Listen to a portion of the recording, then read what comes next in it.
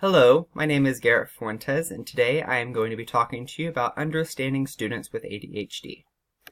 So first, we should talk about what ADHD is. ADHD, or Attention Deficit Hyperactivity Disorder, is characterized by persistent patterns of inattention and/or hyperactivity that interfere with the student's development and functioning. There's a lot of different causes for ADHD, but most of these are related to heredity, to structural differences in the brain, and other environmental factors, which we'll talk more about those environmental factors in just one moment. The number of students that are diagnosed with ADHD as of 2016 was 6.1 million, so about 9.4% of children in the U.S. This number increased a lot since 2003, so about 13 years prior. Then it was only 4.4 million, or 7.8%. And so this number has almost doubled, or I guess about a 50% increase from just 13 years. Some of the reasons that this prevalency rate is increasing are due to the diagnostic criteria for ADHD. This disorder has changed a lot over the years, and the way we diagnose it has changed. And so because of this, there's a lot of students who were being diagnosed that actually didn't have ADHD, or students that were falling through the gaps that should have received the diagnosis, but they didn't for some reason. Another factor as to why this prevalency rate could be higher is that we are now including children between the ages of 2 and 4 into this number. Originally, it was only students between the ages of 4 and 17 that had this data collected on, and now we are including as young as 2. And so because of this extra years that we're adding into our sample, this is now increasing the number of students that have ADHD. In order to be diagnosed with ADHD, you have to be diagnosed from a medical or mental health professional. And so some of the criteria that is necessary to receive that diagnosis will be discussed in just one moment. But I do want to point out one really important factor for students with ADHD, or for working with students in general. Even though ADHD is characterized by hyperactivity and inattentiveness, just because the child has those behaviors does not mean that they have ADHD. It could be another issue related to that, or it could be something that's happening at home or in a different setting that student is.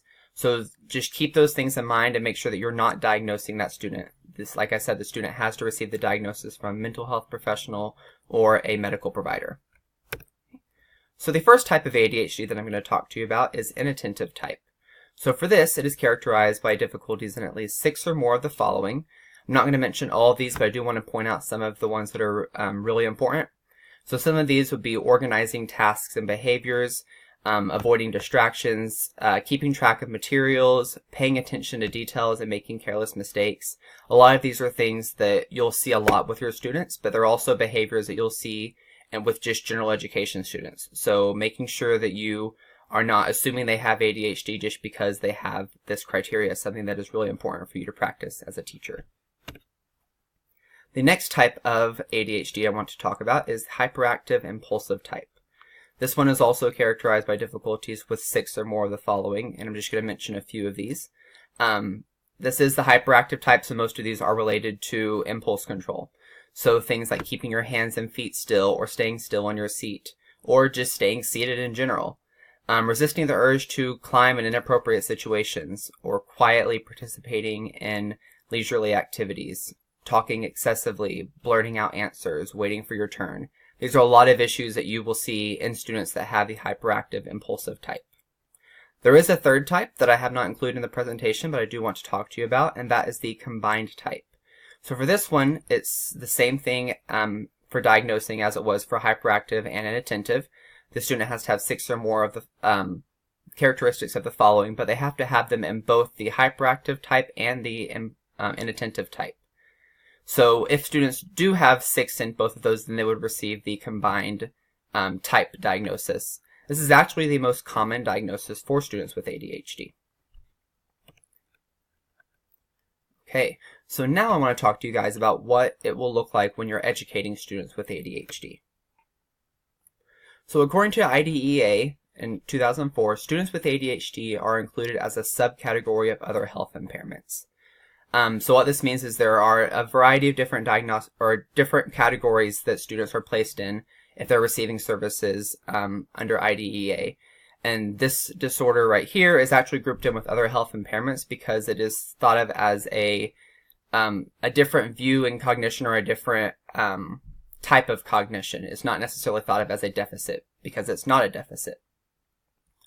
So some of the characteristics that you will see in the classroom that are really challenging for students for ADHD, some of the characteristics that you will see of students with ADHD in the classroom that make it difficult for them to learn or participate are managing their time, planning ahead, getting and staying organized. These two in particular are really important. These two have also been linked to success rates for students. So students that have trouble with these two areas are going to let me rewind that. These two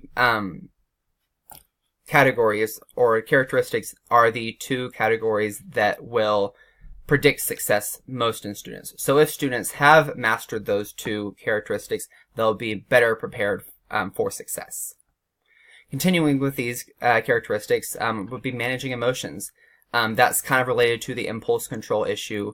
Sometimes they can't regulate their emotions like other students can, and so they will blow up in situations that other students would not really get that frustrated about, or maybe they would get really upset in a situation, and whenever other students would be able to manage their emotions. Other issues would be paying attention or remembering things, shifting focus from one activity to another, getting started on task, and then thinking before saying something or doing something. A lot of these behaviors will present in a lot of different ways in your classroom. Some of them, like with the planning ahead and getting and staying organized, this will be really hard for students to initiate tasks because of this. They are going to think that they have a lot of time to do an assignment, and then the way they're spacing out their time to complete it may not actually match what their capabilities are. And so they may think that this assignment might take them only 30 minutes to do, and then it ends up taking them like an hour. And so because of that, they didn't complete the assignment on time, and then that's affecting their grade. Managing emotions, that can affect both the social and the academic side of it. If they're in the classroom and they can't manage their emotions, it could result in disciplinary action. It's also going to affect their social behaviors as well. It's going to be really difficult for them to make friends because they can't manage their emotions. If there's a student who's always getting upset because someone might say something to them that isn't necessarily mean or insulting, but is still something that's frustrating them, then they're going to have a big reaction, and that's going to possibly make it where other students will perceive them as a student that they don't want to associate with. Paying attention and remembering things is something that's also really big for students with ADHD. It's going to be hard for them to retain the information that you're teaching them as a teacher, and also it's going to be hard for them to apply that information when you're assessing them for comprehension of that. It's going to be difficult for them to shift focus from one task to another, or from shifting from one subject to another. I mentioned earlier getting started on tasks is going to be difficult. That's also related to the planning ahead. And then thinking before saying or doing things. This will affect both academic and social issues for that student.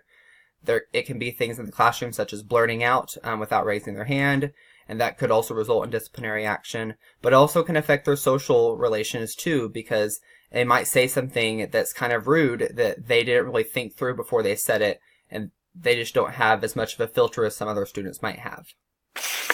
One thing that's important to keep in mind with students with ADHD is that they are all different. It's almost like a spectrum for these students, and so there are all these different criterias that will help them receive that diagnosis, but then we've even seen there's 3 different types of ADHD: inattentive, hyperactive, and then combined. So already that's 3 different categories of students that you're going to be working with. And then within those categories, there was, I believe, 8 to 10 different criteria for diagnosis, but the student only has to meet 6 of those. And so you might have one student who is completely unorganized, but they're able to sustain attention and focus on what it is that you're teaching them. But then you could have another student who can't pay attention to anything you're saying, but then their desk is completely organized. Or maybe they're going to have issues with managing their emotions, but then still be able to listen to everything you're saying. And so it's hard to just clump all of these students into one category. You have to make sure that you are taking a student-centered approach to this and thinking about what that student's particular needs are and what their challenges are in the classroom.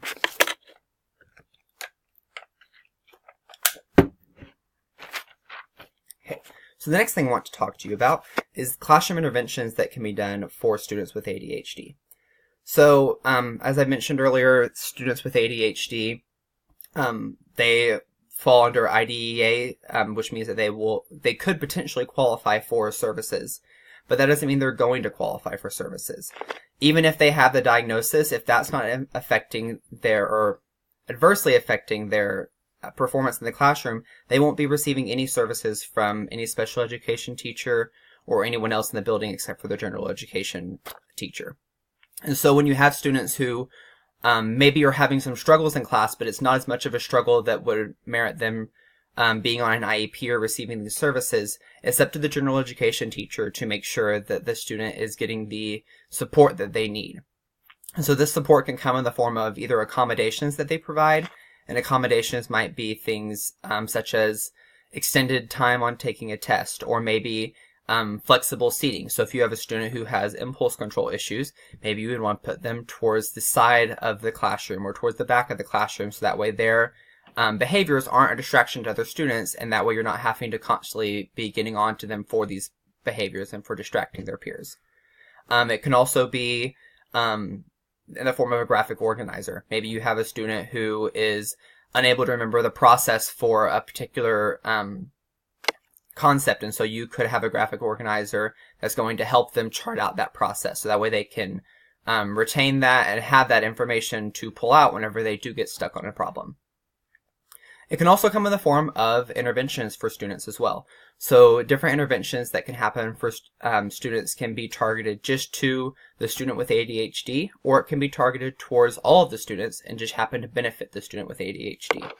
So some of these classroom interventions that can target the whole classroom are multi-model treatment. And so with this, it does tend to be a little bit more towards the student with a disability, but it also works for all students. The way this intervention works is it's more of a collaborative effort with the teacher, parent, and any other provider of services for that student. And so it might mean something like if you have a student with ADHD, maybe the parent's part in this is that they are making sure that they provide the appropriate medication for their student, and making sure that they are receiving the appropriate behavior and academic support at home. And then you could have other providers such as a special education teacher or maybe a speech pathologist that are providing some language support for the student. And then you, as the general education teacher, you're providing behavior management skills in the form of classroom management that affects all students. And so basically with this one, it's just a collaborative effort to help the student succeed. The next is errorless learning. So with errorless learning, this is an intervention that is going to help you when working with students with disabilities, whether it be ADHD or another disability, that's going to help them be able to be more successful when learning a new task. And so it could be something, let's say you're doing adding fractions. You might say to your student, you need to add these fractions. If you say add these fractions, they might not know the process of that, and so then they could potentially be set up for failure. With errorless learning, you are basically providing a way that student is a fail-proof task that you're asking them to do. So you could say, I want you to add these fractions, but remember, if the numbers on the bottom are the same, that means you only have to add the numbers on the top. So by providing that prompt, you're helping them succeed in that task, but you're also not giving them the answer.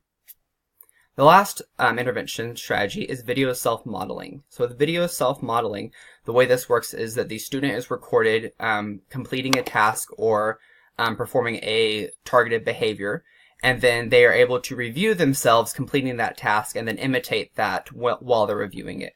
So it could be the steps to solving a two-digit multiplication problem, and it could be them watching themselves solve it and be able to follow those steps. Or it could be you record them implementing strategies for impulse control, and then they can watch those videos and get more practice with it. And then as they practice it more, that's going to be able to be adopted more into their lifestyle.